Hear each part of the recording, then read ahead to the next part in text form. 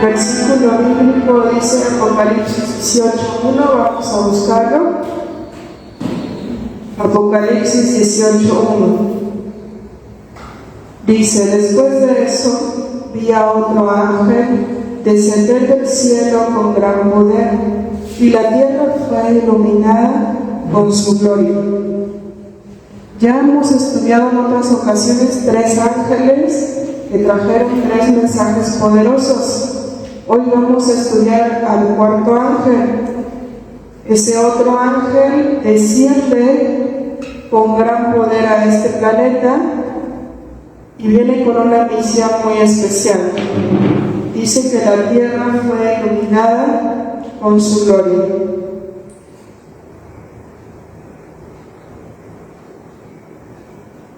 Este ángel viene con una invitación, con un mensaje urgente, y se vuelve urgente porque tarde o temprano estos acontecimientos finales se van a producir. No sabemos exactamente cuándo ni cómo, pero sí sabemos que muy pronto. Se nos ha revelado lo suficiente. Habrá un tipo de legislación que imponga la observancia del domingo en contraposición a la observancia del cuarto. El Apocalipsis nos ha revelado lo que sucederá cuando, en lugar de adorar a que hizo el cielo, la tierra, el mar y las fuentes de todas las aguas, la gente que no está en el libro del Cordero, de la vida del Cordero, adore a la bestia y a su imagen. Como hemos estudiado, el conflicto final va a ser sobre tu lealtad, tu adoración a quien se la das. ¿Por qué va a terminar de esa manera? Porque así empezó. En el cielo empezó como un conflicto de adoración, cuando Lucifer quiso ser adorado, y todos los seres del cielo y de los diferentes planetas tuvieron que decidir a quién adoraban. Lo mismo va a pasar aquí en la tierra. Todos los seres humanos vamos a tener que tomar una decisión. De hecho, la han estado tomando a través de los 6.000 años de historia. Pero en el conflicto final, cuál será el más fuerte, el más recio, todos los gobiernos mundiales, más el gobierno del papado, de la bestia, se unirán para obligar a todas las personas a adorar al papado y a su imagen a través de un día de reposo falso, que es el domingo. Sin embargo, todos los escogidos de Dios, el pueblo de Dios, obedecerá sus mandamientos y guardará el día de sábado.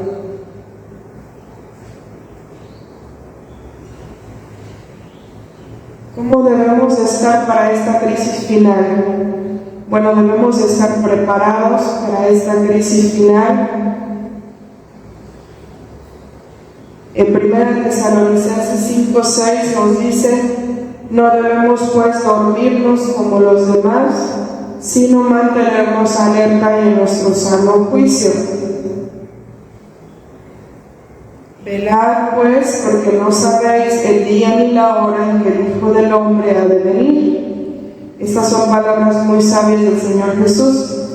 En 1 Tesalonicenses 5:1-6, el apóstol Pablo insta a los creyentes de Tesalónica y a nosotros también a que vigilemos y seamos sobrios en el contexto de la segunda venida de Jesús. Tenemos suficiente conocimiento sobre fechas, sobre acontecimientos, sobre profecía, pero la crisis llegará inesperadamente. Pero nosotros no seremos sorprendidos porque somos hijos de ¿quién? Hijos de luz. Por eso debemos mantenernos alertas. A ver, vamos a buscar 1 Tesalonicenses 5:1-6. Este es como un resumen de estos versículos.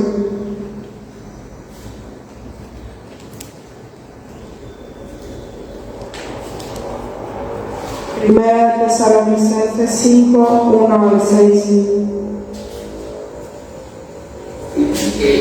Lo leo para que se escuche bien en la transmisión.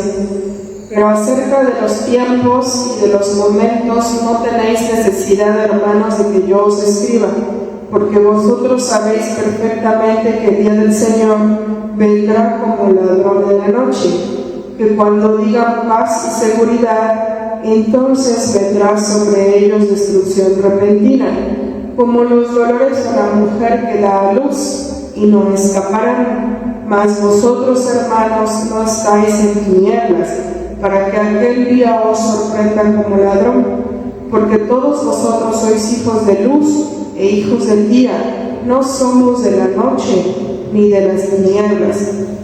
Por tanto, no durmamos como los demás, antes velemos y seamos sobrios. Esta cita es muy importante porque nos dice varias claves acerca de la venida del Señor. Dice que Él va a venir cuando diga que paz y seguridad. Y nosotros ahorita estamos viendo cómo todos los gobiernos del mundo, liderados por el Papa Francisco, dicen que todo ese plan va a ser ¿para qué? Para lograr paz y seguridad. Que cuando se instale la Agenda 2030 va a ser el mundo ideal, un mundo con paz, con seguridad para todos. ¿Qué dice la Biblia cuando digan paz y seguridad? Que no, realmente no es paz y seguridad, son engañosas, falsas. Entonces va a venir que la destrucción repentina, como la mujer que da a luz. Pero no sé aquí, las mujeres que han dado a luz, si lo tuvieran a lo mejor en parto natural, a lo mejor no esperaban el momento y nada más de repente empezaron a sentir los dolores, ¿no? Ya sabían que estaba cerca el tiempo, pero a lo mejor estaban viendo la tele o no sé qué estaban haciendo cuando empezaron con los dolores de parto. Así dice que como la mujer que da luz no escapará, pero ahí está a los hermanos a que no los sorprenda ese día. ¿Por qué? Porque dice no estar en tinieblas. Conociendo la Biblia y la profecía, ¿podemos estar en tinieblas? No. Y dice que somos hijos de la luz, no de la noche. Dice, por tanto, no durmamos como los demás. ¿Cómo están los demás entonces? Dormidos. Y pareciera que algunos de nosotros también estamos durmiendo, porque dice, no duerman como los demás, velen y sean sobrios. Porque cuando digan paz y seguridad, vendrá de improviso sobre ellos la destrucción. ¿Cómo mantenernos alerta, en vela y vigilantes? Tal como Jesús nos lo dijo, solo podremos estar alerta y preparados a través de la oración.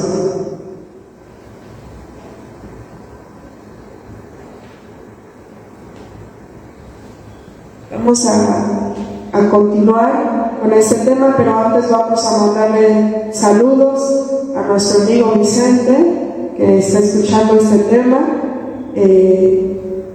Toda la iglesia le manda saludos y le invitamos a seguir estudiando aquí con nosotros.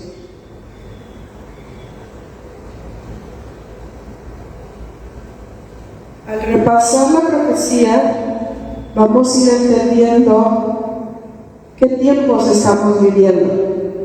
Por ejemplo, si nosotros leemos Daniel 2 y observamos la secuencia de reinos que estaba profetizado que iban a venir y se iban a ir, exactamente ocurrió como estaba predicho. ¿Se acuerdan cuando Dios le dio ese sueño al rey Nabucodonosor? Que estuvo turbado y mandó traer a los magos, a los astrólogos, etc. Entonces, Dios dijo que iba a ser primero la cabeza de oro, que iba a ser Babilonia, después el pecho y los brazos de plata, que iban a ser Medo-Persia.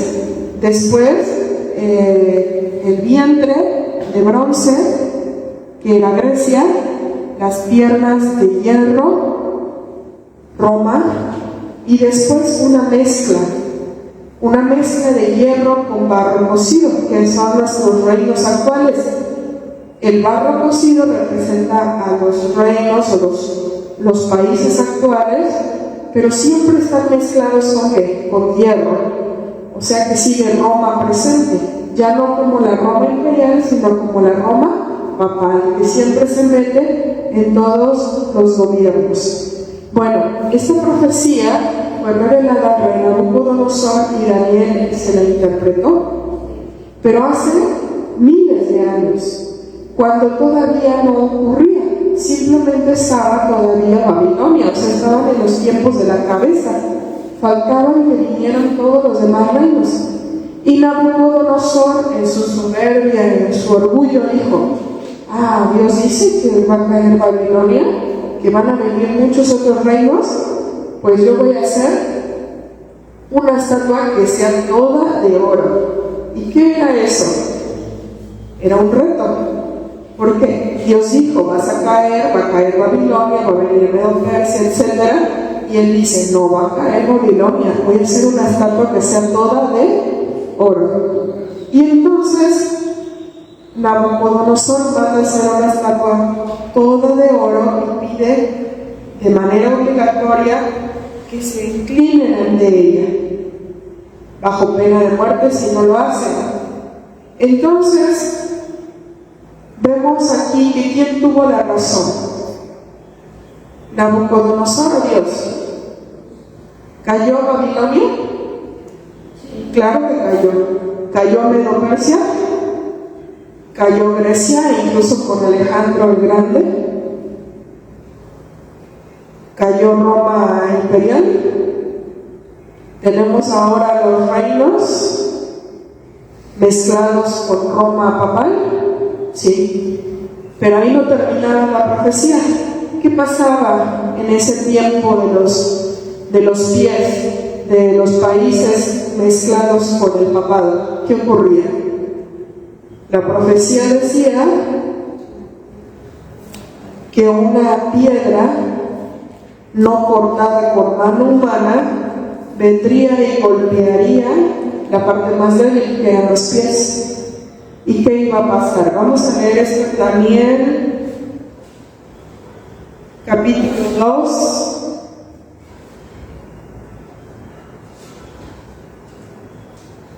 ...43 en adelante.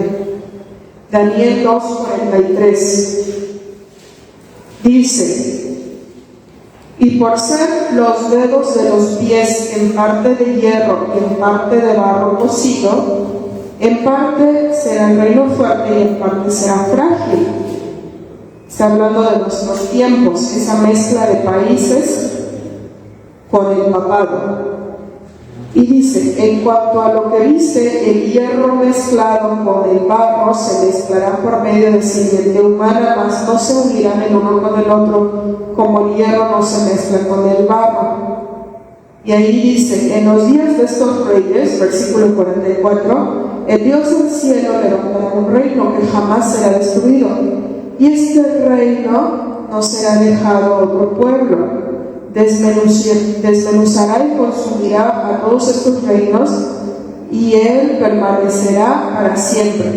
De la manera que viste que en el monte fue cortada una piedra no con manos, la cual desmenuzó al hierro, al bronce, al barro, a la plata y al oro, el gran Dios ha mostrado al rey lo que ha de acontecer en lo porvenir, y el sueño es verdadero y fiel su interpretación. Entonces, aquí nos está diciendo que todos estos reinos van a pasar. Está profetizado. ¿Y qué es esta piedra? Esta piedra simboliza la segunda venida de Jesús. Cuando Jesús venga por segunda vez a esta tierra, ¿a qué? A acabar con este orden de cosas. A acabar con estos reinos terrenales que han sido una maldición para la tierra, que han traído despotismo, que han traído sufrimiento, etc. Todo esto nos enseña de que podemos confiar en la Biblia y de que podemos confiar en Dios, porque Él tiene el control de la historia de este mundo, y lo que Dios dice que sucederá, verdaderamente sucederá. Jesús dijo, por eso se los digo antes, para que cuando suceda, crean. Por eso nosotros debemos advertir a las personas y decirles, hay muchas personas que cuando uno les dice las profecías de la Biblia, se ríen, se burlan, no lo creen, lo ponen en duda, pero ya lo saben, y cuando suceda lo recordarán, y rogamos a Dios para que cuando suceda lo crean. ¿Sí? Por eso es importante decirlo, porque a lo mejor ahorita parece que no le hacen caso, que no lo escuchen, que no lo crean, pero cuando suceda, que crean. Entonces, nosotros vemos también en Apocalipsis, versículo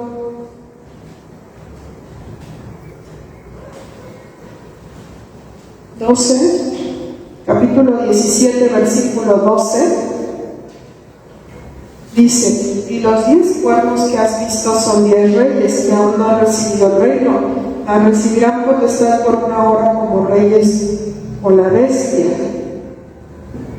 Vemos como la Biblia siempre habla de que los reyes de la tierra, o sea, los gobernantes de la tierra, van a estar gobernando con la bestia, que es el papado. En la visión de la estatua se les representaba como el barro cocido con el hierro. Aquí se les representa con los reyes de la tierra y la bestia. Dice que estos tienen un mismo propósito y darán su poder y su autoridad a la bestia. Llegará el momento en que los gobiernos mundiales le darán su poder completamente al papado. Y dice que ellos pelearán contra el Cordero. ¿Quién es el Cordero? Jesús. ¿Pero qué va a ocurrir? El Cordero los vencerá, porque Él es Señor de señores y Rey de reyes. Entonces ya sabemos quién va a ganar. Va a ganar Jesús, el Cordero. ¿Por qué? Simplemente porque Él es Señor de señores y Rey de reyes. Es una lucha, una batalla perdida la que está haciendo el enemigo. Entonces, dice aquí, continuamos en Apocalipsis 17:14, que los que están con Él, o sea, los que están con el Cordero, son llamados y elegidos y fieles. ¿Queremos ser nosotros de los que estamos con el Cordero? Que ese sea nuestro deseo, que estemos orando todo el tiempo para que nosotros seamos de esos llamados, elegidos y fieles. Entonces, Dios ha dicho ya exactamente qué es lo que va a ocurrir, por eso están las profecías en la Biblia. Entonces debemos de creer y debemos vigilar. ¿Qué significa ser vigilar? ¿O qué significa vigilar? Es estar espiritualmente alerta. También la Biblia dice ser sobrios. ¿A qué se refiere con estar sobrio? Estar en tus 5 sentidos, estar sin contaminación, sin tener algo dentro de nuestro cuerpo o de nuestro espíritu que lo contamine, que lo dañe, que lo nuble el pensamiento, que no permita que entendamos la verdad.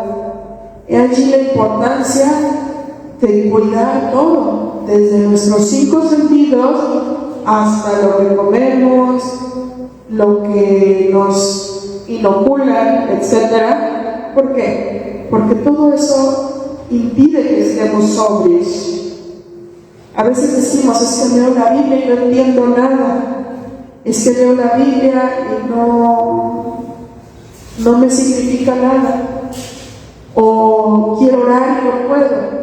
¿Por qué? Porque hay tantas cosas que han entrado a nuestra mente, a nuestro cuerpo, que nos separan de Dios. Hemos forzado tanto nuestro cuerpo, nuestros nervios, nuestra mente.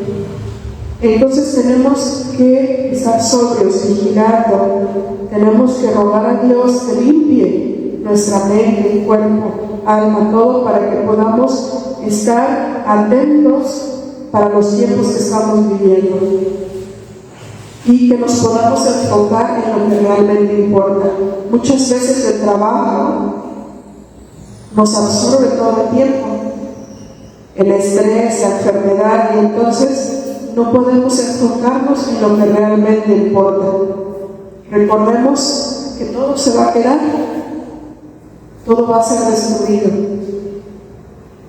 Sin embargo, lo que apremia es la salvación personal, la salvación de nuestra familia, amigos y del mundo entero. Hay una cita en Dei, la página 8, nos dice: nosotros que conocemos la verdad debemos estar preparándonos para lo que pronto ha de irrumpir sobre el mundo en forma de una abrumadora sorpresa. Y ya lo estamos viendo. Mucha gente estaba como si nada, cuando de repente llegó en forma de abrumadora sorpresa. Y aunque podría ser una sorpresa para el mundo, no debe serlo para nosotros.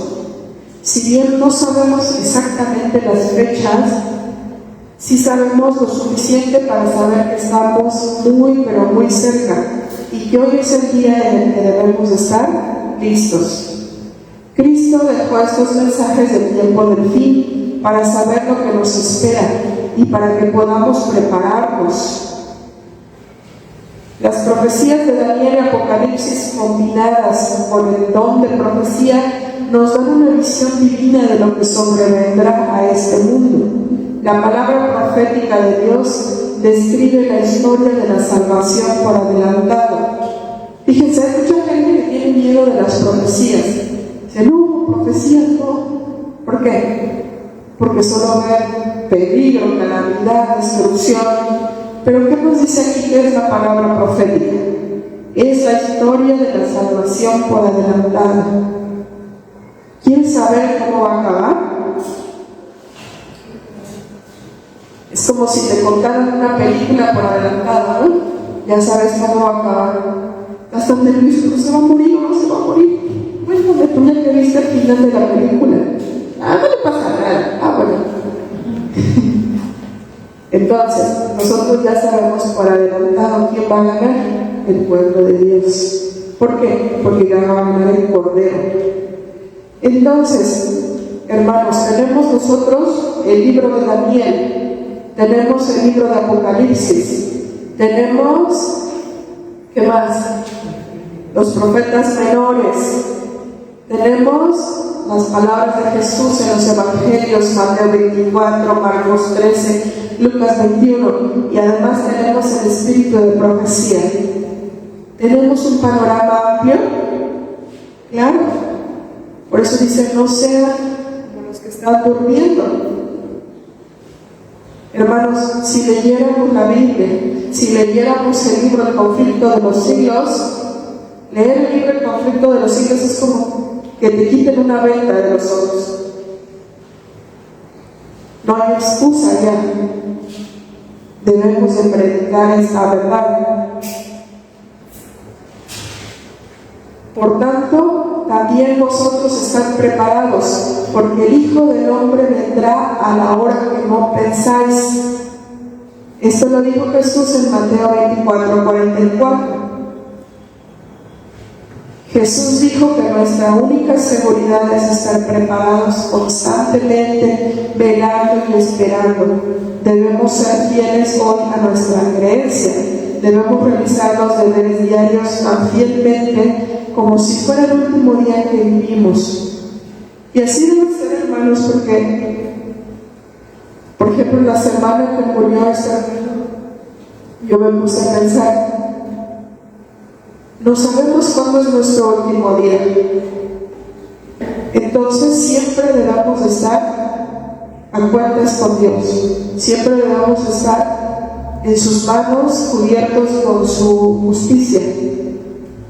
No sabemos si nos va a tocar estar en pie cuando Jesús venga. Así que lo que tenemos que hacer es estar en las manos de Dios siempre. Si hemos de vivir o si hemos de morir, que estemos siempre en Jesús. Dice que no cumplimos la voluntad divina si esperamos ociosamente. A cada uno se le ha dado su obra y espera a Dios que cada uno cumpla fielmente su parte. O sea, todos tenemos una obra para el Señor. A lo mejor alguien dice, pero a mí, ¿yo qué puedo hacer? ¿Qué puedo hacer para Dios? Bueno, todos tenemos algo para hacer para Dios. Nadie dice debe ser ocioso. Por eso hay otra cita, Jesús contaba muchas parábolas sobre esto, ¿no?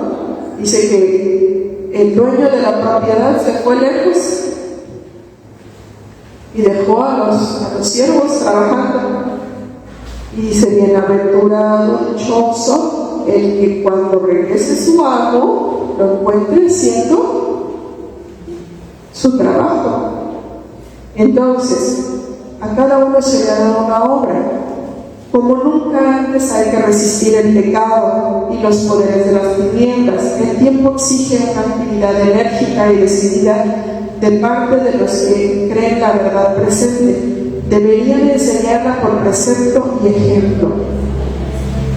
Ya hemos conocido la verdad presente, pero ahora la verdad presente no solo debe ser teoría, debe ser vivida. Por eso debemos enseñarla por precepto, o sea, hablando, pero también por ejemplo en nuestras vidas. La verdad presente debe tocar todos los ámbitos de nuestra vida. Dijimos que íbamos a estudiar el mensaje del cuarto ángel. Vamos a irlo analizando. Fíjense bien cómo está la situación del mundo cuando llega ese cuarto ángel. Los hombres se están dejando adormecer en una seguridad fatal y solo despertarán cuando la ira de Dios se derrame sobre la tierra. Todo verdadero seguidor de Cristo tiene una obra que realizar.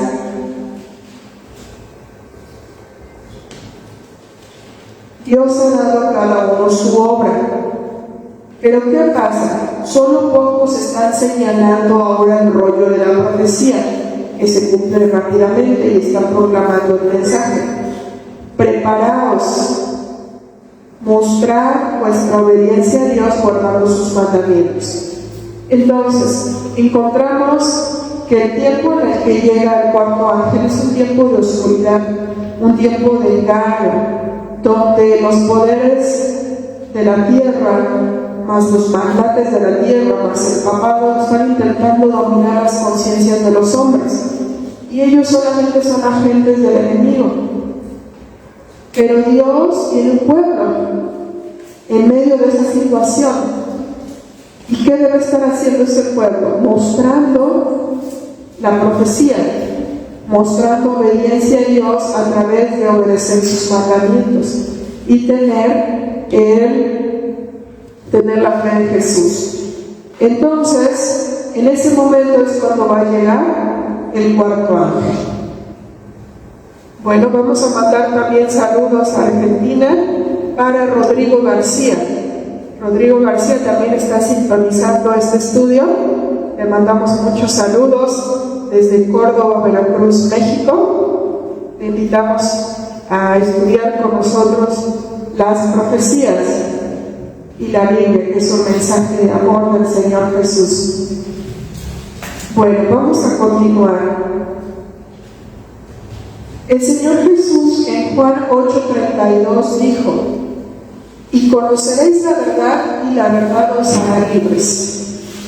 ¿A cuántos de aquí o a cuántos de nuestros amigos que están viendo la transmisión les gusta que alguien les mienta? ¿Les gusta que alguien les mienta?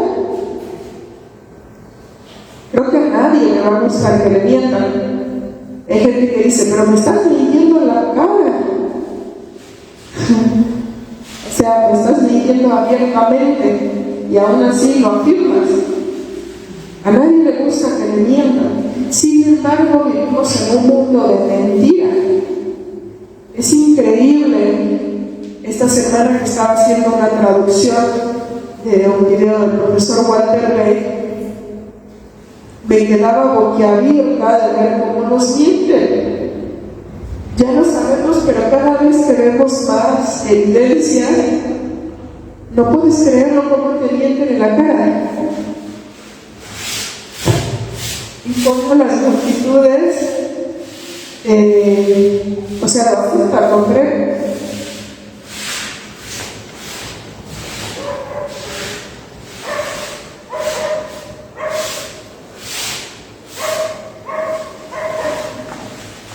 Pero ¿qué dijo Jesús? Conoceréis la verdad y la verdad os hará libres. ¿Y quién es la verdad? Dios, Jesús. Y cuando lo conocemos a Él, cuando conocemos su persona, su mensaje, sus profecías, ¿qué ocurre? Somos libres. ¿Libres de qué? Libres de las mentiras de Satanás, de los engaños de los hombres, libres de temor, libres de prejuicios, libres del miedo. Ahorita recordemos que acabamos de pasar de un experimento de miedo, pero miedo a las masas. O sea, pusieron miedo a todo el mundo. Eso ya es increíble, el poder de dominación que han logrado. Pero si conocemos la verdad, no tenemos por qué tener miedo. El llamado final de Dios a su pueblo es que huyan de los errores de Babilonia. En la Biblia, en Apocalipsis, se menciona a Babilonia como esa confusión, ese sistema que va a haber al final de los tiempos, en que todo el mundo va a estar inmerso, engañado, confundido, sin saber qué creer. Y eso es lo que estamos viviendo precisamente ahora. El mundo se ha convertido en Babilonia. El sistema, tanto político como religioso, económico, en el que estamos inmersos, y el llamado final de Dios a su pueblo a través de ese cuarto ángel es que salga de Babilonia y que ande en la luz de la verdad eterna que se encuentra en su palabra. Aquí la clave de todo es la Biblia. Mientras la gente se apegue a la Biblia y siga sus enseñanzas, no va a ser engañada. Sobre todo en la crisis final, especialmente con respecto al sábado. Si repasamos el mensaje del segundo ángel, ¿qué decía? Nos invitaba a aceptar la verdad y no el error. Aceptar la Biblia y no la tradición, aceptar la palabra de Dios en lugar de los errores de la falsa doctrina diabólica. Y el tercer ángel presenta una advertencia contra la marca de la bestia. Recordemos que estos tres ángeles son un preámbulo del cuarto ángel. ¿Qué decía el tercer ángel? Que no adores a la bestia ni recibas su marca, que no adores a la bestia ni a su imagen. Esto es al papado, no adores al papado, no obedezcas a su imagen. O sea, ese edicto que va a poner al final, que va a ser sobre adoración. En las profecías bíblicas, una bestia representa un poder político o religioso. La bestia que sube del mar, en Apocalipsis 13 y 14, Ya lo hemos estudiado en otras ocasiones. Todas sus características representan perfectamente a la Iglesia Católica Romana como un sistema mundial de adoración apóstata. O sea, es un sistema de adoración falso y que está liderado por el Papa. En Juan 17 tenemos una oración de Jesús. Fue la oración registrada, la última que hizo el Señor Jesús antes de ser arrestado. Esta oración es muy interesante por lo que dice y cómo la han malinterpretado. Fíjense bien que el Papa Francisco la ha tomado como parte de su lema para el ecumenismo. Él está tratando de unir, o no solo tratándose, ya lo logró, unir a todas las religiones, y no solo religiones cristianas, sino religiones de todo tipo, ¿sí? Como hinduismo, budismo, muchas religiones paganas, religiones aborígenas, religiones incluso espiritistas, de brujos, chamanes, etc. ¿Y qué dice? Para tratar de justificar esta unión, usa precisamente el capítulo 17 de Juan. Si nosotros leemos allí en Juan 17, vamos a buscarlo, Juan 17.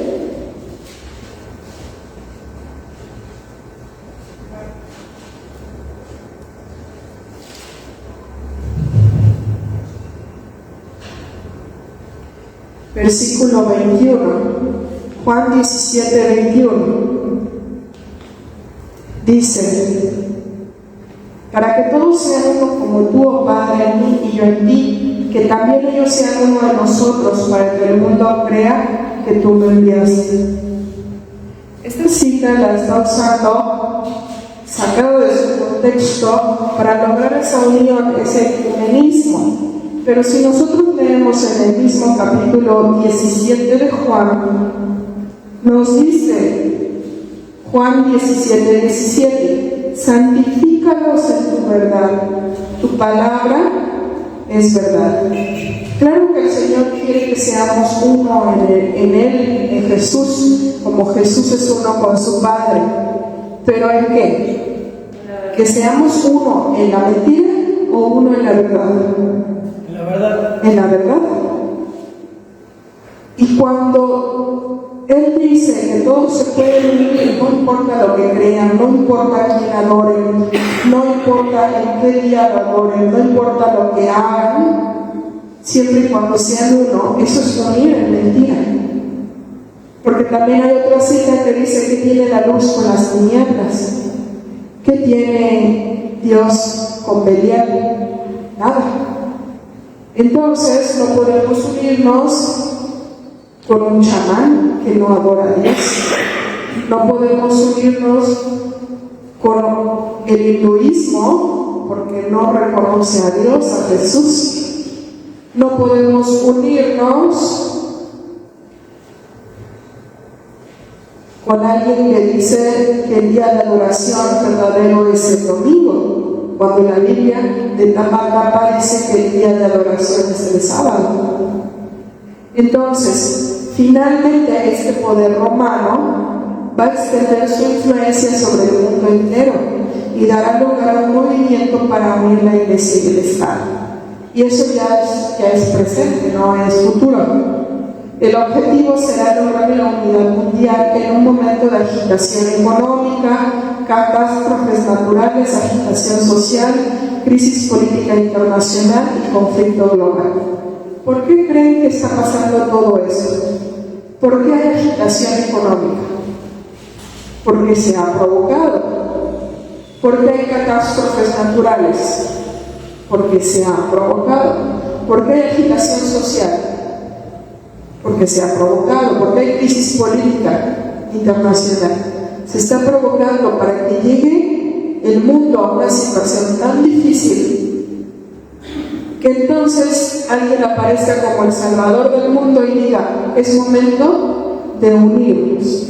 Y ese precisamente es Francisco I, o la entidad que él representa, el papado. Entonces no podemos unirnos con la mentira, no podemos unirnos con la oscuridad, por ejemplo, con la metafísica, el transhumanismo, con las religiones caídas, con la adoración a la tierra, porque el mismo Francisco dice que la madre tierra, o sea, Gaia, la diosa Gaia, está en sufrimiento y que hay que unirnos todos para salvar a Gaia. ¿Y quién es Gaia? Una diosa falsa. Es panteísmo, es paganismo. Dios dijo claramente en la Biblia, no, en sus mandamientos, el primero, no tendrás dioses ajenos delante de mí. Quien cuida la tierra es Dios. Quien cuida la tierra es Dios. Nosotros somos mayordomos, sí es cierto, pero Dios se encarga de renovar la tierra. Dice la Biblia, nuevas son tus misericordias todos los días. Eso no quiere decir que no voy a cuidar la tierra, sí la debo cuidar, pero ellos mismos la están destruyendo, provocando las catástrofes para después decir, hay que salvar a Gaia, hay que salvar a la madre tierra, unámonos todos. Y cuando se unen todos, es precisamente lo que leímos en Apocalipsis 17, todos los gobiernos le entregan su poder a la bestia y pelearán contra el Cordero, pero el Cordero los vencerá. Y sabemos que Estados Unidos juega un papel muy importante, ya que Estados Unidos es la segunda bestia del Apocalipsis y toma la delantera con este gobierno del papado para hacer una confederación global.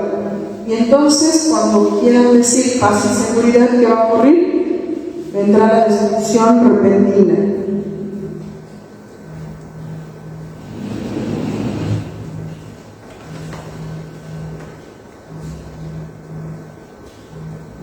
Bueno, aquí tenemos una cita del conflicto de los siglos en la página 645, que es una cita muy importante. Nos dice así, merced a los dos grandes errores. ¿Y cuáles son los dos grandes errores? La inmortalidad del alma y la santidad del domingo.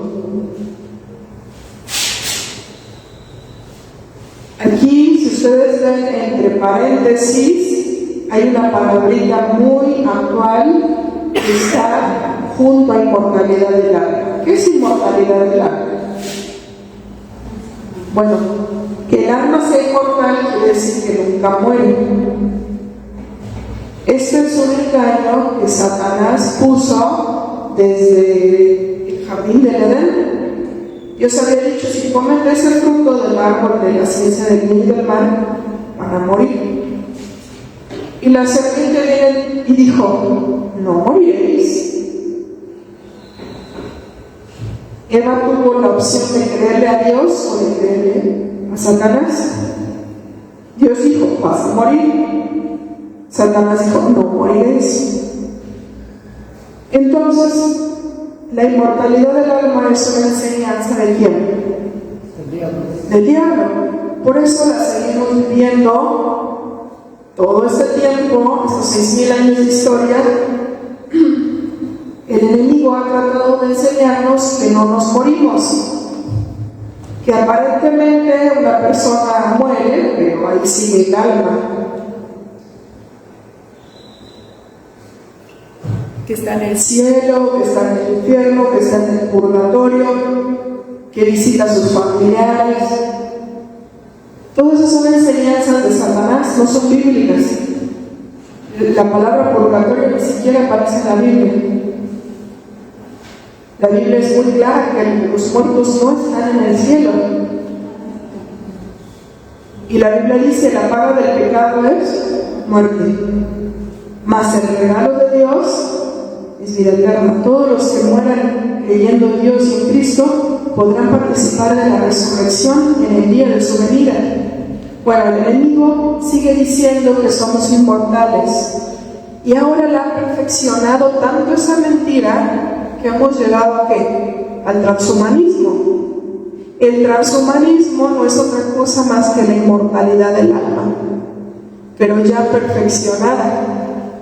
Antes te decían, no, pues que si se oye un ruido ahí en la casa es el abuelito que vino a visitarte, que si ves ahí una sombra es el muerto, que si vinieron según a jalarle los pies es el muerto, ¿no? Todo eso lo conocíamos como espiritismo y mortalidad del alma, pero eso ya es juego de niños. Ahora hay cosas mucho más sofisticadas, mentiras tan perfeccionadas como el transhumanismo. El transhumanismo dice que va a perfeccionar tanto al ser humano que no va a morir. Y no va a necesitar de Dios. Que no va a necesitar de Dios, que no va a tener enfermedad ni muerte. Que puede seguir pecando, hacer lo que quiera y no tiene por qué sufrir las consecuencias del pecado. Eso es lo que están diciendo. Eso es un reto a Dios. ¿Por qué? Porque Dios dijo, el alma que pecare esa, morirá. Por eso tuvo que venir Jesús a morir en la cruz, porque todos habíamos pecado. Entonces, este es un reto a Dios, y aquí en la cita del conflicto de los siglos dice que merced a esos dos grandes errores, la inmortalidad del alma y la santidad del domingo, Satanás someterá a la gente bajo sus engaños. ¿Cuántas personas están engañadas creyendo que el domingo es el día del Señor? Millones. Y si les preguntas, ¿por qué guardas el domingo? Muchos no saben responder. Y otros responden, bueno, porque ese día resucitó Jesús. Pero ¿y qué que haya resucitado el domingo? De hecho, Jesús guardó el sábado en la tumba y se levantó hasta el primer día de la semana. Y después, ¿qué cita bíblica dice que se cambió el día de reposo? Eso decidió cambiarlo ¿quién? Constantino, el emperador romano, y después la Iglesia Católica lo tomó. Es el venerable día del sol. En realidad, en lugar de estar adorando a Dios, ¿a quién se está adorando? Al sol. Y la adoración a los astros o la adoración a dioses falsos es la adoración a Satanás. Entonces, es un gran error con el cual Satanás somete a la gente bajo sus engaños, la santidad del domingo y la inmortalidad del alma. La inmortalidad del alma va desde el espiritismo hasta el transhumanismo. El transhumanismo es un engaño que está tomando mucho poder.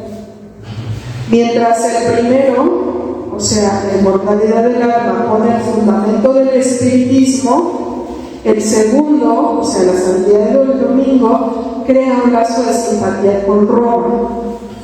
¿Y qué va a pasar? Dice que los protestantes de Estados Unidos serán los primeros en tender sus manos a través de un doble abismo para asir la mano del espiritismo y para estrechar las manos con el poder romano. Y bajo la influencia de esta triple alianza, este país marchará en las huellas de Roma y pisoteará los derechos de conciencia. Entonces, ¿qué va a pasar?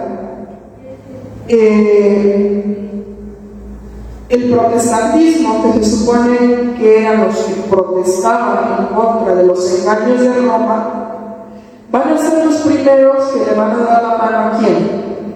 Al espiritismo, al transhumanismo, a la inmortalidad del alma, le van a dar una mano a eso y otra mano ¿a quién? A Roma. Y entonces se va a formar una triple alianza. ¿Y cuál es esa triple alianza? Ya lo dijimos: el espiritismo, la inmortalidad del alma, el transhumanismo, con el poder romano del Papa, guardando el domingo como día falso, más el protestantismo apóstata. Y esta triple alianza, ¿qué va a hacer? Pisotear los derechos de conciencia. Y entonces el pueblo de Dios no podrá adorar a Dios libremente, no podrá guardar el día verdadero de reposo, el sábado. El pueblo de Dios no podrá elegir. Si tú quieres quedarte como humano y no como transhumano, te perseguirán. Si tú quieres elegir el día sábado en lugar del domingo, te perseguirán. Si tú quieres elegir servir a Dios y no a los dioses falsos, te perseguirán. Pero ¿qué dice la Biblia? ¿Qué dice Jesús? Mas el que persevere hasta el fin, ese será salvo. Aquellos que claman a Dios por liberación del terrible encantamiento que Satanás teje alrededor de ellos, deben estimar debidamente las Escrituras. ¿No les parece que hay un terrible encantamiento alrededor de nosotros? Parece que Satanás está tejiendo un encantamiento alrededor de nosotros. ¿Para qué? Para engañarnos. Ya tiene al mundo engañado, entonces ahora quiere engañar ¿a quién? Al pueblo de Dios. Quiere engañar al pueblo de Dios. Por eso dice que nosotros tenemos que clamar a Dios por liberación de ese terrible encantamiento que Satanás teje alrededor de nosotros. Pero para eso, ¿qué debemos de hacer? Valorar las Escrituras. Nuestra única seguridad está en recibir toda la Biblia, no solamente algunas porciones de la Biblia, sino creer en toda la verdad. Como pusimos el ejemplo de Juan 17, si nosotros leemos Juan 17, 21, dice: para que todos sean uno, como tú, Padre, en mí y yo en ti, que todos sean uno. Oh, qué lindo. Entonces todos debemos unirnos. Pero no es cierto, no se toma un versículo de la Biblia y se hace un movimiento mundial. No, ya leímos como la Biblia dice que debemos unirnos en la verdad, no en el engaño. Entonces no podemos tomar un versículo de la Biblia, tenemos que leer toda la Biblia. Como dijimos, no podemos guardar el domingo porque Jesús resucitó ese día. Para empezar, no está diciendo que guardamos el domingo por eso. Y segundo, si leemos toda la Biblia, vemos que en toda la Biblia se nos dice que es el sábado. Entonces, dice que nuestros pies estarán sobre arenas movedizas si despreciamos una palabra que ha sido escrita. La Biblia es una comunicación divina y es un mensaje para el alma, como si una voz del cielo fuera oída hablándonos. Entonces, tenemos que escuchar. Muchas veces decimos: es que, ¿por qué Dios no me habla? ¿Por qué Dios no me dice qué hacer? Bueno, abre tu Biblia. Si abrieras tu Biblia, ahí escucharías qué es lo que quiere Dios para ti.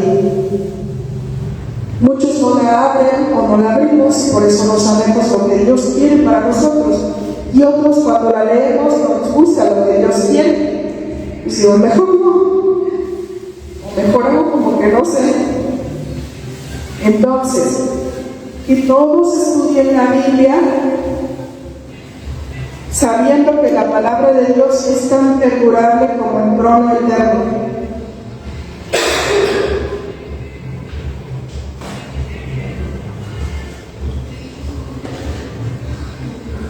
Si estudian la Biblia con humildad, con ferviente oración en demanda de dirección, los ángeles de Dios abrirán para vosotros sus realidades vivas. Y si apreciáis los preceptos de la verdad, ellos serán para vosotros como una muralla ígnea contra las tentaciones, contra los engaños y contra los encantamientos de Satanás. Fíjense qué interesante.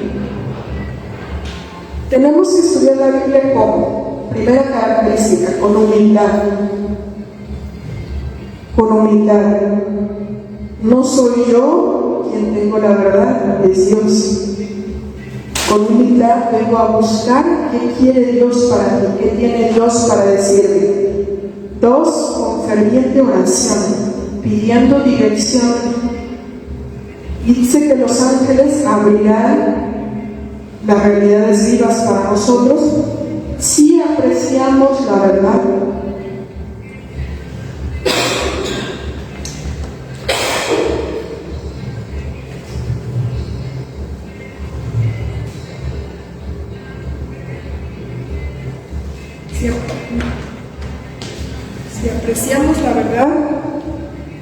Si apreciamos la verdad, va a ser como una muralla para las tentaciones, para los engaños y para los encantamientos de Satanás.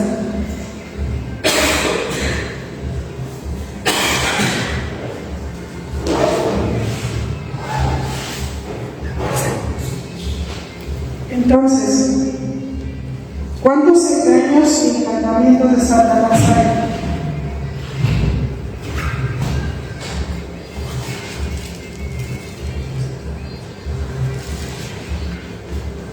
Hay muchísimos. Antes leímos que hay un encantamiento que Satanás teje alrededor de nosotros. Y entonces tenemos que estar listos. Pero solos no podemos vencer estos encantamientos. Necesitamos el poder de Dios.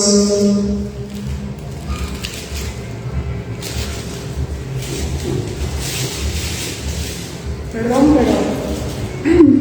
pero no muy bien. Entonces dice, todos aquellos que viajan por el camino hacia el cielo necesitan un guía seguro. ¿Cuántos de los que estamos aquí o de los que están viendo la transmisión quieren ir al cielo? ¿Cuántos anhelamos estar en el cielo con nuestro Señor? Bueno, necesitamos un guía seguro. No debemos andar en la sabiduría humana. Es nuestro privilegio escuchar la voz de Cristo, hablándonos a medida que realizamos el viaje, y sus palabras son siempre palabras de sabiduría. Nuestra única seguridad está en seguir estrechamente junto a Jesús, caminando en su sabiduría y practicando su verdad. Nosotros no siempre podemos detectar rápidamente la obra satánica. No sabemos dónde coloca sus trampas, pero Jesús comprende las sutiles artes del enemigo y puede mantener nuestros pies por el camino seguro. Por eso en Juan 14:6 dice: yo soy el camino, la verdad y la vida. Nosotros necesitamos ese guía para que podamos discernir dónde están los engaños de Satanás. Como dijimos, ya los engaños de Satanás ahora en el final de los tiempos son todavía más sutiles, ya los ha perfeccionado. Vimos hace rato el transhumanismo.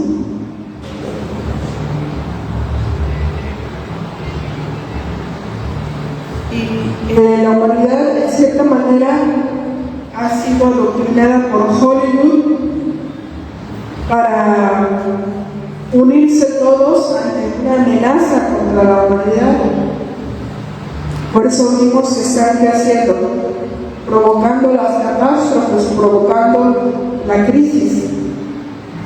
Y muchos engaños pueden parecer realmente formidables, otros pueden parecer tan naturales.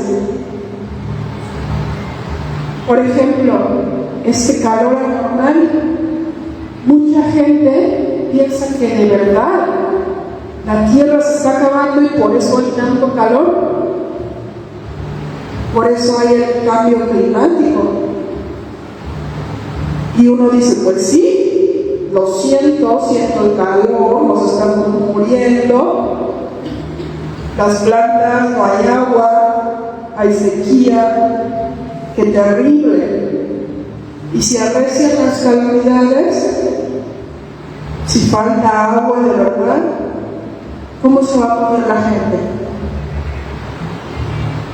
Ya hubo municipios, salió la noticia, que la gente golpeó al presidente municipal por falta de agua. Entonces, cuando las cosas arrecian, la gente va a entrar en desesperación. Pero no son naturales las cosas, las provocan. ¿Y qué va a ocurrir? Toda la gente va a ser engañada y entonces va a solicitar que se haga algo, que algo ocurra, que tiene que haber un cambio. Y entonces va a ser el tiempo para que Satanás apele al hombre por medio de los sentidos con prodigios engañosos. Y dice la Biblia que si fuera posible, engañaría a quién? A los escogidos de Dios.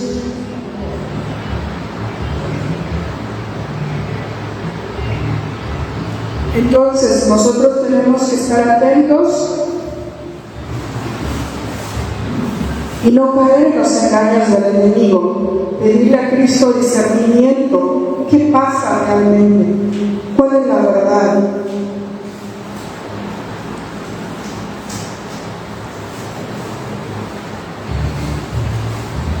En Apocalipsis 18:1 nos dice: después de esto vi a otro ángel descender del cielo con gran poder. Fíjense bien, Dios ha levantado un pueblo en el tiempo del fin. ¿Cuáles son las características de ese pueblo? Es el pueblo que guarda los mandamientos de Dios y tiene la fe de Jesús. 1. Solo tiene a Cristo como su única fuente de salvación. 2. La Biblia es su único credo. 3. El Espíritu Santo es su única fuente de fortaleza. Y 4. El regreso de nuestro Señor es la consumación de todas sus esperanzas. Fíjense cómo este pueblo va a ser diferente. La circunstancia del mundo que narra las profecías al tiempo del fin va a ser una circunstancia muy difícil. No sé si puedan visualizar ustedes cómo va a ser la situación. Si ya vivimos en un tiempo difícil, ¿cómo va a ser vivir en los tiempos previos a la venida de Jesús? Y sin embargo va a haber ese pueblo que va a tener estas características. ¿Creen que va a llamar la atención? Va a ser un pueblo diferente a toda la gente que va a vivir en ese tiempo. Las verdades que las tinieblas del error y la tradición ocultaron durante tanto tiempo, incluyendo el verdadero día de reposo, se proclamarán al mundo justo antes del regreso de nuestro Señor. Es por eso que en Apocalipsis 18 se nos dice que viene un ángel que desciende del cielo con gran poder y la tierra será alumbrada con su gloria. Va a haber un mensaje que va a cubrir toda la tierra. ¿Y quién va a dar ese mensaje? Ese mensaje va a ser dado por el pueblo de Dios. Y va a ser justo antes de la venida del Señor. Y toda la tierra va a ser alumbrada. Ahora, no quiere decir que toda la tierra va a ser convertida. Toda la tierra va a ser alumbrada por ese mensaje.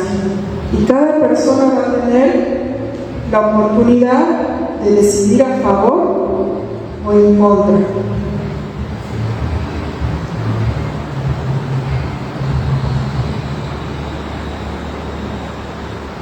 Por eso es que en Mateo 24:4 Jesús dijo: mirad que nadie los engañe, que nadie los tome por tontos, que no los engañe, porque va a haber muchas mentiras. Como dijimos, ¿a quién le gusta que le mientan? A nadie. Y sin embargo nos están mintiendo todo el tiempo. A los 3 ángeles de Apocalipsis se les suma un 4º ángel en Apocalipsis 18, y este da el mensaje de proclamación, le da poder a los 3 ángeles. Entonces se centra en los principales eventos que conducen al punto culminante de la historia y al triunfo final del Evangelio.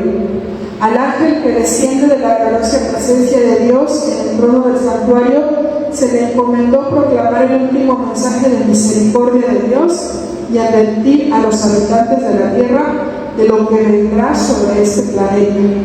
Entonces, muchos dicen: no prediques esto, no prediques la verdad presente, porque se va a espantar la gente, se va a sentir ofendida. ¿Y qué dice? ¿Qué dice la Biblia? Que es un 4º ángel que desciende con poder ¿para qué? Para asustar a la gente, para iluminar la tierra. Entonces, esas voces que te dicen no digas, ¿de quién son? Del enemigo. Recuerden que cuando Jesús estaba en la cruz muriendo, ¿quién se le paró enfrente y le dijo: no mueras? ¿Quién le dijo? Satanás. Porque no quería que muriera, porque si moría nos salvaba. Había voces también que le decían: ay, si realmente eres hijo de Dios, bájate. ¿Qué haces ahí colgado en la cruz? Envía ángeles que te salven. Si realmente tienes poder, le decían. ¿Por qué? Porque no querían que muriera. Asimismo, ahora alguien no quiere que se dé este mensaje. No espantes a la gente. Si la gente ve un montón de cosas terribles en la televisión, películas, series, de verdad espantosas, y nos espantan. Yo me acuerdo que antes la gente decía: no, vi una película tan fea que no pude dormir toda la noche. Ahora ven lo que sea y nadie le importa. Al revés, les encanta. Traen las playeras de eso, todo. Les fascina. Pero cuando tú das un mensaje de advertencia, que es un mensaje de misericordia de Dios, no, les va a dar miedo. ¿Por qué? Porque el enemigo no quiere que se predique la verdad. Porque dice aquí claramente que es un mensaje de misericordia, que advierte a los habitantes de la tierra sobre lo que vendrá. Entonces, el enemigo impidió obtener el poder especial del Espíritu Santo que Dios anhelaba impartir. Fíjense bien, en otros tiempos el enemigo se ha metido ¿para qué? Para que Dios no cumpla a través de su pueblo el propósito. Sabemos que Dios tenía al principio al pueblo de Israel con un propósito especial, y el enemigo se midió ¿para qué? Para que Israel no lograra ese propósito. Ahora el pueblo de Dios está en todo el mundo. Hay representantes de Dios en todo el mundo, y el enemigo se está metiendo también para que ese pueblo no dé el mensaje. ¿Por qué? Porque le interesa que el mundo no sea alumbrado. El ángel que viene con gran poder, dice que la palabra griega que se utiliza aquí para poder es exousia. Jesús utiliza esta palabra en Mateo 10:1 cuando envía a sus discípulos. Les otorga poder a sus discípulos sobre los principados y poderes del mal. Los envía con poder divino para que sean victoriosos entre la batalla del bien y del mal. En Mateo 28, 18 y 19, una vez más los envía, pero con autoridad en el cielo y en la tierra, para que vayan a las naciones y hagan discípulos. Así ahora El Señor quiere que la tierra sea alumbrada con su gloria, que se sepa quién es el verdadero Dios y el plan de salvación.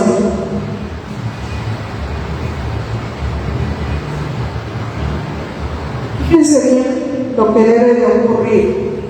Va a haber una serie de acontecimientos que tendrán por objeto mostrar que Dios domina la situación. Ahorita mucha gente se pregunta, ¿dónde está Dios? ¿Dónde está Dios cuando muere una gente inocente? ¿Dónde está Dios cuando hay niños con cáncer? Había alguien que nos decía eso, ¿verdad? ¿Dónde está Dios si hay, no sé, ciclones, inundaciones, sequías, etc.? Bueno, en este momento el enemigo está actuando y Dios está permitiendo ciertas situaciones para que todos veamos lo que hace Satanás con la humanidad. Pero va a llegar un momento en que Dios va a demostrar quién tiene realmente el control. Y entonces se verá que el enemigo no tiene el control sobre el mundo. Piensa que lo tiene, pero es un enemigo vencido. La verdad será proclamada en un lenguaje claro e inequívoco. Y esto ya lo estamos viendo, pero lo vamos a ver aún más. Antes no se comprendía tanto la profecía. Antes no se predicaba de manera tan abierta y tan clara. Pero conforme vamos acercándonos al final de los tiempos, el lenguaje es más claro. ¿Para qué? Para que toda la gente entienda. A nosotros como pueblo nos incumbe preparar el camino del Señor bajo la dirección de su Espíritu Santo. El Evangelio debe ser dado en su pureza. En todos los campos cercanos y lejanos habrá hombres que serán llamados a dejar el arado y los negocios que ocupan de costumbre el pensamiento para prepararse como hombres de experiencia. A medida que aprendan a trabajar con éxito, anunciarán la verdad con poder, merced a las maravillosas operaciones de la providencia divina. Montañas de dificultades serán removidas y arrojadas al mar. El mensaje que tanto significa para todos los habitantes de la tierra será oído y comprendido. Los hombres verán dónde está la verdad. La obra progresará más y más hasta que la tierra entera sea amonestada, y entonces vendrá el fin. Qué hermoso. ¿No les gustaría ser parte de estos predicadores? Dice que muchos dejarán los negocios con los que están ocupados para predicar. ¿Quién no le gustaría esto? Amonestar a la tierra y que este mensaje sea oído y comprendido. Entonces la obra progrese y entonces venga el fin. Esa es la misión. Dios no nos puso aquí en la tierra para hacernos famosos, ricos, para prosperar. Nos puso ¿para qué? Para ser discípulos. Entonces, la gloria de Dios llenará la tierra.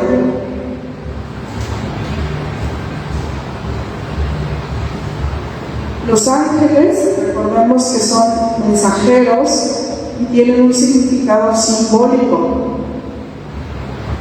Y dice que la tierra se llena de su gloria. ¿De la gloria de quién? De Dios. Si nosotros recordamos en Éxodo 33, 18 y 19, Moisés le hace un pedido muy especial a Dios. ¿Qué le pide? Muéstrame tu gloria. Ese versículo siempre me ha dejado con la boca abierta. Qué atrevimiento, ¿no? Pero qué cercanía tenía Moisés con Dios. le dice: déjame ver tu gloria, quiero verte. Y eso que Dios hablaba con Moisés, pero llegó el momento que le dijo: quiero verte, muéstrame tu gloria, por favor. ¿Y qué le mostró a Dios? A ver, vamos a buscar esta cita en Éxodo 33, 18. Éxodo 33, 18 y 19.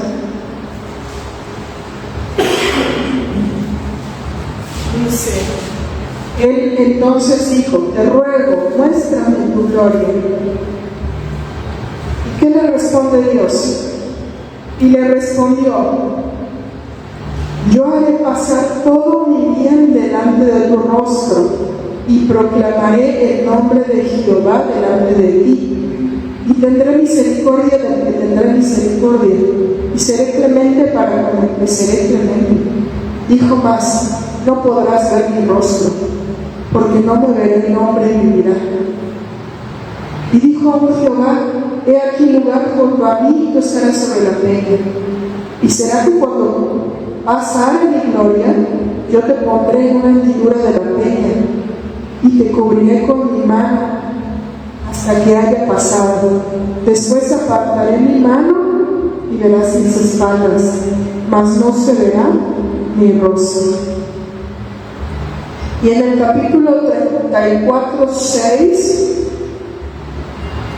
dice: y pasando Jehová por delante de él, proclamó: Jehová, Jehová, fuerte, misericordioso y piadoso, tardo para la ira y grande en benignidad y verdad, que guarda la misericordia en millares, que perdona la iniquidad, la rebelión y el pecado, y que de ningún modo dará por inocente al culpable, que visita la iniquidad de los padres sobre los hijos y sobre los hijos de los hijos, hasta la tercera y cuarta generación. ¿Y qué hizo Moisés? Entonces Moisés, apresurándose, bajó la cabeza hacia el suelo y adoró. Imagínense qué hermoso. Ese es Jehová, fuerte, misericordioso y piadoso, tardo para la ira y grande en benignidad y verdad, que perdona la iniquidad.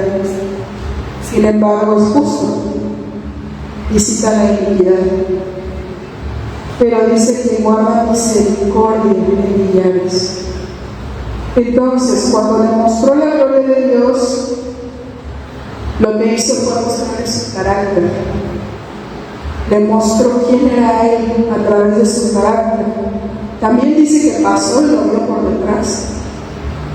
Por eso cuando Moisés bajó del monte no era el mismo.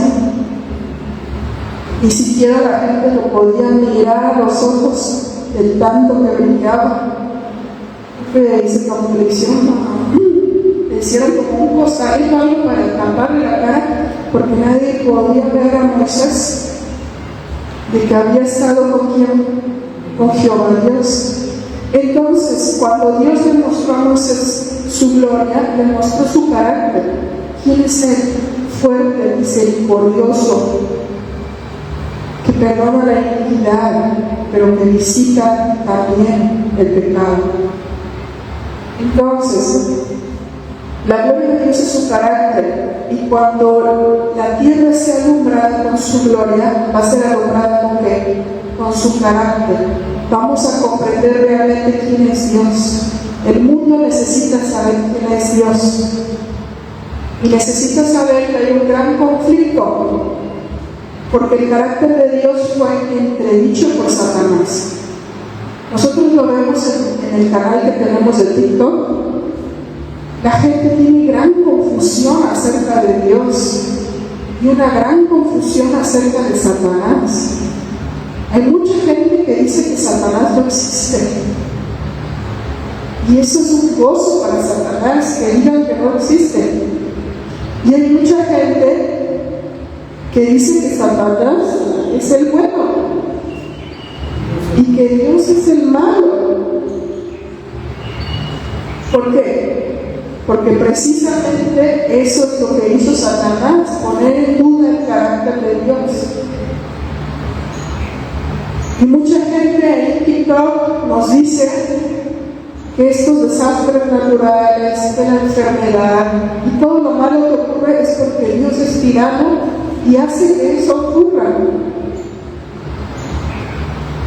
No comprenden el carácter de Dios y tampoco comprenden el carácter de Satanás. Por eso la tierra tiene que ser alumbrada ¿con qué? Con su gloria. Muchos dicen, es que hablas mucho de Satanás. No es que hables mucho de Satanás, es que tienes que mostrar los dos perfiles, los dos caracteres. Y la gente tiene que tomar una decisión. Los ángeles tuvieron que tomar una decisión. Por eso 2/3 partes fueron fieles a Dios. Y una tercera parte decidió que Satanás tenía la razón. Y ahora se arrepienten. Sin embargo, desean seguir haciendo lo malo. Entonces, tiene que ser alumbrada la tierra con la gloria de Dios. En la cruz, Jesús mostró a todo el universo el verdadero carácter divino. Dios es amor. Pero el pueblo de Dios, en el tiempo del fin, cautivado por su amor, preocupado por el honor de Dios, revela su gloria. Un carácter amante y abnegado ante un mundo egocéntrico e impío, y la tierra se ilumina con la gloria del carácter de Dios. Ya lo estamos viendo, la predicación está arreciando, pero también está arreciando ¿quién? El mal, los engaños. La tierra se va a llenar de la gloria de Dios cuando nosotros estemos llenos del amor de Dios y cuando su amor redentor transforme nuestro carácter. O sea que primero nuestro carácter debe ser transformado.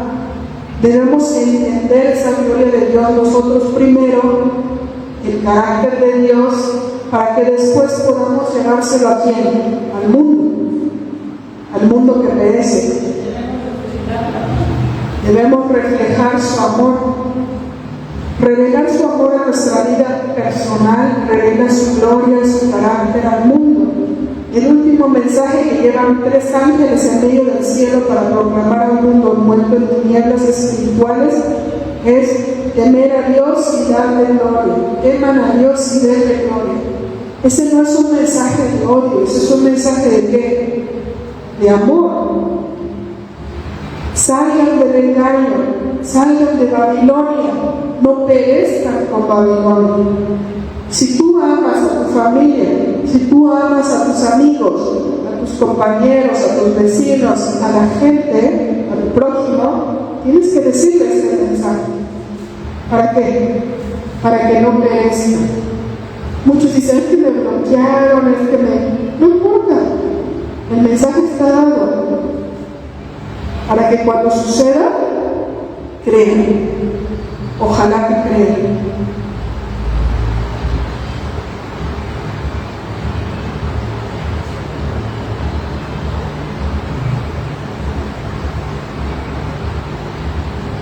En Apocalipsis 19:1 dice, después de esto oí una gran voz de gran multitud en el cielo que decía, aleluya, salvación y honra y gloria y poder son del Señor Dios nuestro.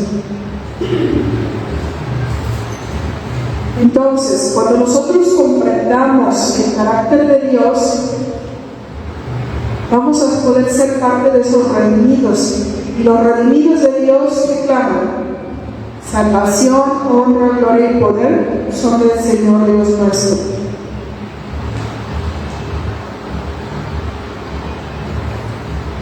No hay ninguna gloria en nosotros mismos por nuestras buenas obras, por nuestra justicia, ni por nuestra bondad. El mensaje de la justicia de Cristo resonará de un extremo de la tierra hasta el otro, para preparar el camino del Señor. La gloria de Dios es la que termina la obra del tercer ángel. Fíjense qué interesante. ¿Qué es lo que va a terminar la obra del tercer ángel? Ahí lo está diciendo. La gloria de Dios. No sé si esto lo habíamos entendido antes. ¿Qué es lo que va a terminar la obra? El carácter de Dios. Reflejado en su pueblo, pero no solo eso, sino que el mundo comprenda el carácter de Dios. Sí, pero debe ser también una comprensión intelectual, una comprensión inteligente de quién es Dios. ¿Y cómo lo va a entender el mundo? Uno, por la enseñanza, y dos, como están diciendo, por el ejemplo del pueblo de Dios. ¿Qué es la justificación por la fe? Es la obra de Dios que abate en el polvo la gloria del hombre y hace por el hombre lo que éste no puede hacer por sí mismo. Por eso es tan importante la justificación por la fe. ¿Cómo voy a reflejar yo la gloria de Dios? ¿Cómo voy a reflejar el carácter de Dios por mí mismo? No puedo.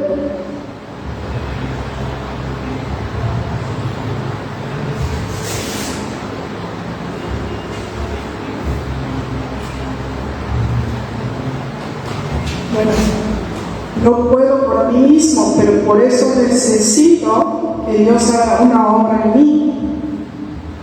Es la obra de Dios que abate en el polvo la gloria del hombre.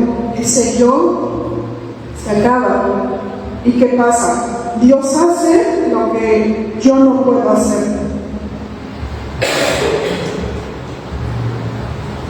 Eso es la justificación por la fe. Hay una cita en el Evangelio. ¿Se acuerdan cuando Juan el Bautista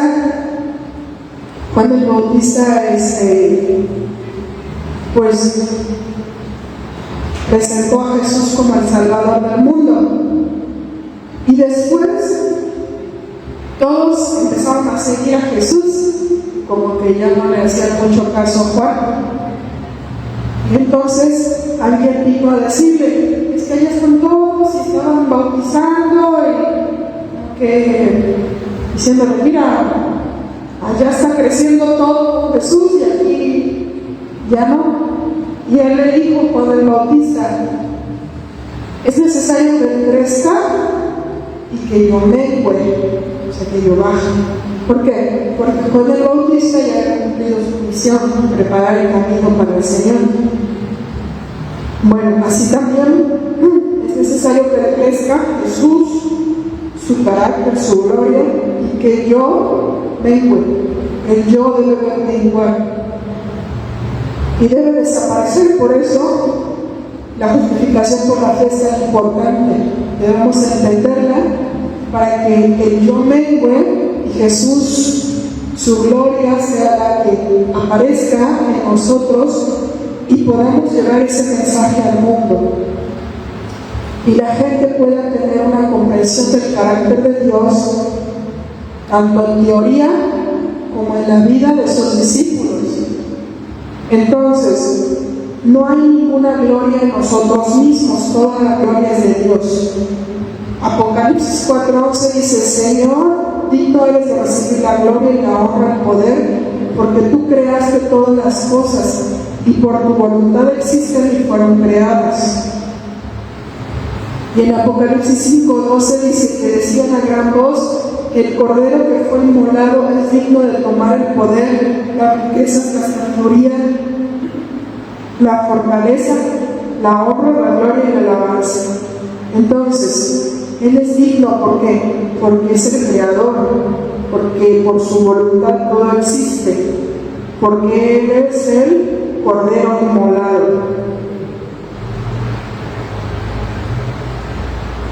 Aquí hay una cita que nos dice que cuando alguien está realmente convertido, siente un ardiente deseo de llevar a otros de las tinieblas del error hacia la luz admirable de la justicia de Jesucristo. Por eso los discípulos de Jesús no se podían quedar callados. tenían que dar el mensaje. El extraordinario derramamiento del Espíritu de Dios que iluminará toda la tierra con su gloria no se producirá mientras no haya un pueblo instruido en la verdad, que conozca por experiencia lo que significa ser colaboradores juntamente con Dios. O sea, el Espíritu Santo se va a derramar sobre su pueblo para que lleve el mensaje, pero dice que esto no va a ocurrir mientras no haya un pueblo instruido en la verdad. Por eso es tan importante conocer la verdad. Cuando hayamos mostrado absoluta y sincera consagración al servicio de Cristo, Dios mostrará su aceptación mediante el derramamiento de su Espíritu sin medida. Muchas veces nosotros hemos pedido y orado por el Espíritu Santo, pero dice que tiene que haber una absoluta y sincera consagración al servicio de Cristo. Y entonces Dios mostrará aceptación y derramará el Espíritu Santo sin medida. El Señor no puede derramar su Espíritu cuando el egoísmo y la complacencia con la propia conducta son tan manifiestas. Entonces tiene que haber una transformación en nuestras vidas.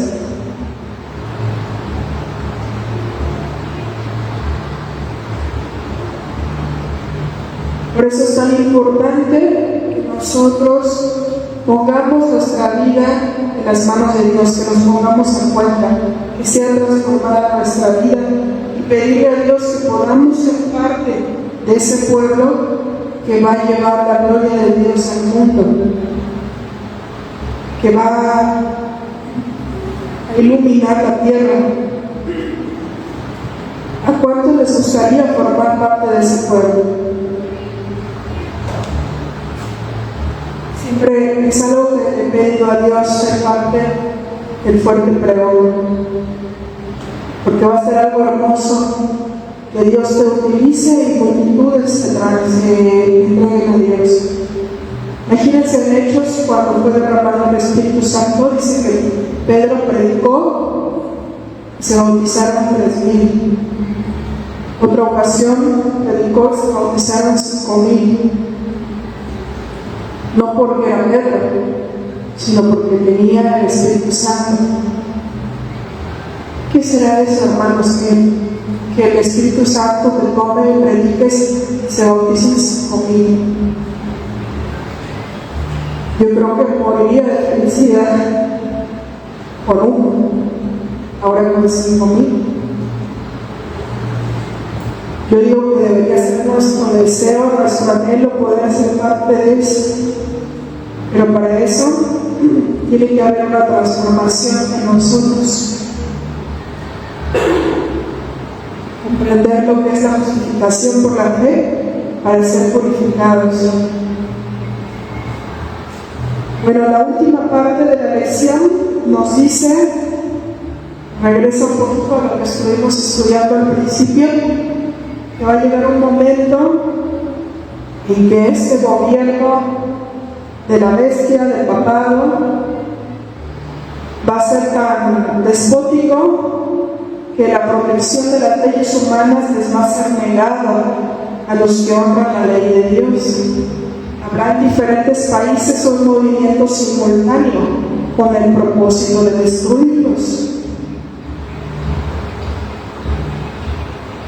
Cuando el tiempo señalado por el decreto esté cerca, la gente conspirará para asestar en una determinada noche un golpe decisivo que silenciará a los disidentes y a los que ellos consideran rebeldes. Fíjense bien, es lo mismo que pasó en el libro de Esther. Un decreto de muerte que supuestamente en un día tenían que exterminar a todos los judíos.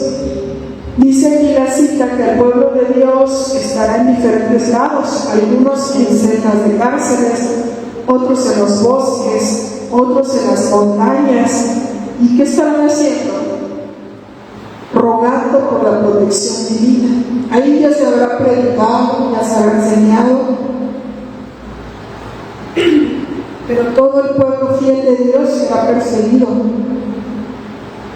Dice que hombres armados, instigados por los ángeles malos, se estarán preparando para obra del muerto.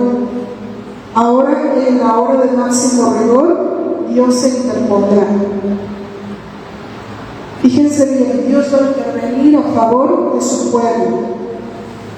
En Isaías 30, 29 al 30 nos dice: vuestros cánticos resonarán como en la noche en que se celebra Pascua, y tendréis alegría de corazón como la del que va al monte de Jehová, al fuerte de Israel. Y Jehová hará oír su potente voz, y hará ver cómo descarga su brazo con furor en su rostro, y llama de fuego consumidor, con torbellino, tempestad y piedras de granizo. O sea, en el momento más difícil para el pueblo de Dios, cuando haya un decreto de muerte para el pueblo de Dios, cuando toda la tecnología del hombre, cuando todos los ejércitos, las armas estén por destruir al pueblo de Dios, ¿qué va a pasar? Dice que se van a oír nuestros cánticos. ¿Y por qué vamos a estar cantando? Porque será como en la noche que se celebra la Pascua. ¿Qué iba a pasar en la Pascua? La liberación. ¿Cuándo tomó el pueblo de Dios la Pascua? Antes de salir de Egipto. ¿Y por qué cantaron? De hecho, cuando salieron de Egipto, salieron cantando. De felicidad, estaban siendo liberados de quién? De la esclavitud. Pues dice aquí que cuando esté la sentencia de muerte, estaremos cantando, porque será como la noche en que se celebre la Pascua. Vamos a ser liberados. ¿Y qué tendremos? ¿Miedo? ¿Estaremos temblando? No, dice allí, tendréis alegría de corazón. ¿Por qué? Como el que va al monte de Jehová, al fuerte de Israel. ¿Hacia dónde vamos? Hacia el monte Sión, al monte de Dios. ¿Y qué va a hacer Jehová? Hará oír su potente voz, hará ver cómo descarga su brazo con furor en su rostro, llama de fuego consumidor con torbellino, tempestad y piedras de granizo. Porque dice Dios que el que toca a un hijo suyo es como si le tocara la niña de sus ojos. Y a ver que alguien te pique la niña de los ojos. Dios ama a su pueblo y va a intervenir. En Apocalipsis 7:17 dice: porque el cordero que está en medio del trono los pastoreará y los guiará a fuentes de aguas de vida, y Dios se enjugará toda lágrima de los ojos de ellos. Ahí nos va a mostrar quién es Dios. Por eso van a ser momentos hermosos. Son momentos muy difíciles, pero en esos momentos difíciles veremos actuando a Dios. Multitudes de hombres malvados están a punto de arrojarse sobre su presa, cuando densas tinieblas más oscuras que la noche descienden sobre la tierra. Entonces un arcoíris se extiende de un lado al otro lado del cielo y parece circuir a cada grupo que está orando. Las encolerizadas multitudes son contenidas, olvidan a los objetos de su furia, fijan la mirada en el símbolo del pacto de Dios y anhelan ser protegidos de su brillo. Fíjense, esta cita está narrando el momento en que todos los malvados van a destruir al pueblo de Dios. ¿Y qué pasa? Se ve un arcoíris en el cielo, que es el arcoíris, es el símbolo del pacto de Dios. ¿Con quién? Con el hombre. Pero el hombre, en su reto a Dios, ha cambiado ese símbolo del pacto. Ese arcoíris de 7 colores que significa el pacto de Dios, lo ha cambiado por 6 colores y dice que ahora es ¿qué? Un símbolo de depravación sexual. Como el hombre reta a Dios. Y entonces dice que ese arcoíris circunda a todos los hijos de Dios, como muestra: estos son míos, Y dice que los malvados que estaban furiosos por atacar al pueblo de Dios olvidan eso y también quieren ser protegidos, pero ya han tomado su decisión y han sido en contra de Dios. Han dicho: yo no quiero nada contigo. Le han dicho a Dios: yo no quiero nada contigo. El pueblo de Dios dice, oye la voz que dice: miren hacia arriba. A semejanza de Esteban, el primer mártir cristiano, miran hacia arriba y observan la gloria de Dios y del Hijo del Hombre sobre su trono. Luego disciernen las marcas de su humillación y escuchan su pedido: Padre, aquellos que me has dado, quiero que donde yo esté, también ellos estén conmigo. Qué bonito, ¿no? Eso también está en Juan 17. Jesús quiere que estemos con Él. Entonces se oye una voz que dice: que vengan, santos, inocentes e inmaculados, guardaron la palabra de mi paciencia. ¿Cuántos queremos ser de esos que ellos llaman? Que vengan, dicen. Pero ¿qué tenemos que ser para ir? Santos, o sea, apartados para Dios, inocentes. ¿Cuántos tenemos inocencia? La maldad ha entrado en nosotros y no somos inocentes. Inmaculados, o sea, sin tacha, sin pecado. ¿Qué necesitamos? Una transformación previa de Cristo. Guardaron la palabra de mi paciencia. Qué hermoso. Entonces, roguemos a Dios para estar allí, para ser purificados por Cristo. En Apocalipsis 14:1 dice: después miré y aquí al Cordero que estaba de pie sobre el monte de Sión, y con él 144,000 que tenían el nombre de él y de su Padre escrito en sus frentes. Sobre el mar de vidrio mezclado con fuego se reúne el grupo de los que habían alcanzado la victoria sobre la bestia y su imagen, sobre su marca y el número de su nombre. Esto ya es posterior a la venida de Jesús, ya se ve el mar de vidrio. Y allí están 144,000. Recordemos que es un número simbólico, es una multitud, pero es una multitud diferente, porque la Biblia hace separación entre la gran multitud de salvos y entre los 144,000. ¿Quiénes son los 144,000? Dice que son los que alcanzaron victoria sobre la bestia y su imagen, su marca y su número de su nombre. Por ejemplo, Abraham va a ser salvo. Sabemos que está en el cielo. Fue fiel a Dios. Pero Abraham obtuvo la victoria sobre la bestia, sobre su imagen, sobre el número de su nombre, ¿no? Por eso Abraham no será de los 144,000. ¿Sí? Por ejemplo, alguien que fue fiel a Dios en el tiempo de Jesús obtuvo la victoria sobre la bestia, sobre su imagen, ¿no? Por eso no será de los 144,000. ¿Quiénes serán de los 144,000? Los que al final del tiempo seamos fieles en ese gran conflicto que va a haber sobre la bestia, sobre su imagen, sobre la marca y el número de su nombre. Entonces, dice que los 144,000 serán redimidos entre los hombres y cantarán un cántico nuevo, el cántico de Moisés y del Cordero. Estos son los que siguen al Cordero donde quiera que va. Son primicias para Dios y para el Cordero. Entonces,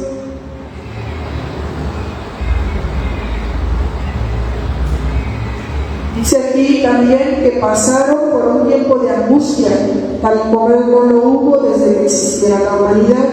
Permanecieron en pie sin un intercesor, a través del derramamiento de los juicios de Dios. O sea, va a llegar un momento cuando se acabe la gracia, la oportunidad, y Dios diga: que es limpio, siga siendo limpio, pero sucio, siga ensuciándose más. ¿Qué va a pasar? Y se va a derramar los juicios de Dios, las plagas. En ese momento Jesús va a dejar de intervenir, va a dejar de interceder por el hombre. Ya no vamos a poder confesar pecados y ser perdonados. Entonces en ese tiempo vamos a estar sin intercesor. Vamos a tener que dejar de pecar, porque ya nadie va a confesar faltas. Por eso, esos 144,000 obtuvieron la victoria sobre el pecado, sobre la bestia, sobre su marca, sobre su número. Esos 144,000 han lavado sus ropas y las han blanqueado en la sangre del Cordero. O sea, tienen la justicia de Cristo, su sacrificio los ha perdonado. En sus bocas no fue hallada mentira, pues son sin mancha delante de Dios. No tendrán hambre ni sed, y el sol no caerá sobre ellos ni calor alguno, porque el Cordero que está en medio del trono los pastoreará y los guiará fuentes de agua de vida. Y Dios enjugará toda lágrima, de los ojos de ellos. ¿Les gustaría ser parte de este grupo? De los 144,000. Es un grupo especial. Es un grupo en el que Dios mostrará que sí se puede. Que sí se puede, a través de la justicia de Cristo, de su sacrificio, vencer el pecado. Que sí se puede ser fiel a pesar de que todos los poderes satánicos, todo el mundo esté en contra tuya. Que sí se puede guardar la ley de Dios.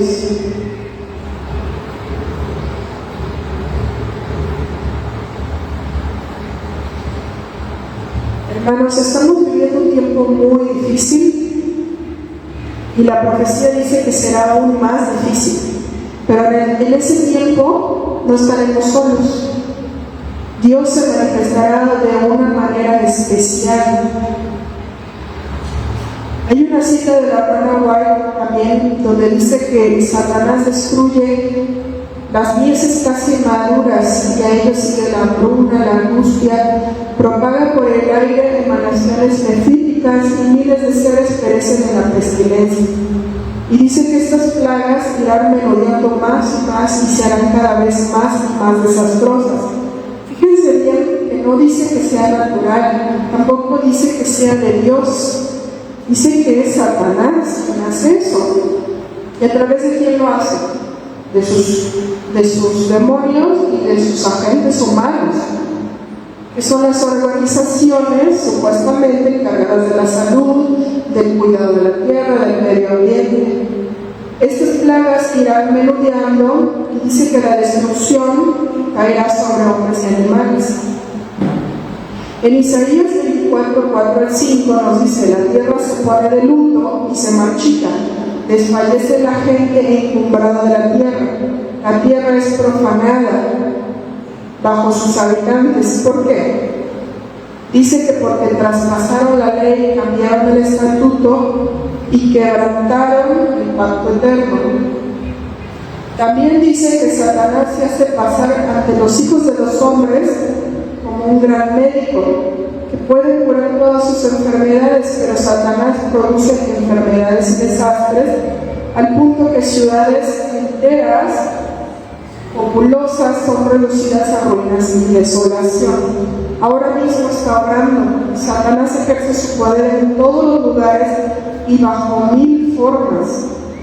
En las desgracias y calamidades de mar y tierra, en las grandes conflagraciones, en los tremendos huracanes, en las terribles tempestades de granizo, en las inundaciones, en los ciclones, en las mareas extraordinarias y en los terremotos. Entonces vemos que Satanás está actuando y actuará más, pero también Dios está actuando y Dios quiere actuar a través de su pueblo. El mensaje no va a ser llevado adelante tanto con argumentos como por medio de la convicción profunda del Espíritu de Dios. Los argumentos ya han sido presentados, está la profecía, está la enseñanza, sembrada está la semilla. Tenemos que seguir predicando para que esas semillas estén en los corazones de los hombres y que broten y den fruto. Fíjense bien lo que dice aquí. Las publicaciones distribuidas por los misioneros han ejercido su influencia. Sin embargo, muchos cuyo espíritu fue impresionado han sido impedidos de entender la verdad por completo o rendirle obediencia. Pero entonces los rayos de luz penetrarán por todas partes, la verdad aparecerá en toda su claridad y los sinceros hijos de Dios romperán las ligaduras que los tenían sujetos. Por eso la importancia de hablar, de predicar, de repartir las publicaciones. Muchos dicen, ¿para qué reparto la publicación si ni las leen? La gente las avienta, las deja por allí. O las lee, pero no cambia, no entiende, no cree. Aquí está la promesa, que mucha gente las ha leído, pero no han rendido obediencia, no han entendido, no han creído. Pero ¿qué va a pasar al final del tiempo? Dice que estos hijos de Dios romperán esas ligaduras que los tenían sujetos. ¿Y qué va a pasar? Dice, los lazos familiares y las relaciones eclesiásticas serán impotentes para detenerlos. Hay mucha gente que actualmente no obedece la verdad. ¿Por qué? Porque su familia no quiere, porque la tradición se lo impone, porque las relaciones eclesiásticas con sus iglesias les dicen que no. Pero dice que va a llegar el tiempo que todos esos lazos ya no los van a detener. La verdad les será más preciosa que cualquier otra cosa. A pesar de los poderes coligados contra la verdad, un sinnúmero de personas se alistarán en las filas del Señor. ¿Lo creemos? Así será, porque está dicho. Así como cayó Babilonia y vino Medo-Persia y luego Grecia y Roma y todo se cumplió, así se cumplirán. Muchas personas se alistarán en las filas del Señor. Pero también muchos que estaban en las filas del Señor saldrán. Así que tenemos que pedirle a Dios que obre un cambio en nuestras vidas, que nos dé ese anhelo, ese Espíritu Santo para ser transformados y poder ser parte de ese pueblo que va a dar la verdad presente al mundo.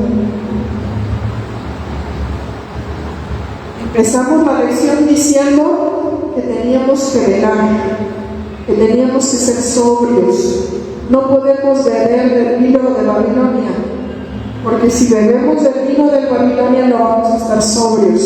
Si nos metemos cualquier cosa en la cabeza, al cuerpo, no solo en cosas que comemos, que leemos, que vemos, sino también, como dijimos, lo que nos inocula, lo que nos tomamos, etc., no vamos a poder estar sobrios. Tenemos que rogar a Dios para ser parte de ese pueblo y poder llevar esta verdad al mundo. Vamos a terminar esta hermosa lección. Estuvo larga, pero muy interesante. Rogarle a Dios que nos dé una comprensión de su gloria, de su carácter, para poder llevarlo al mundo.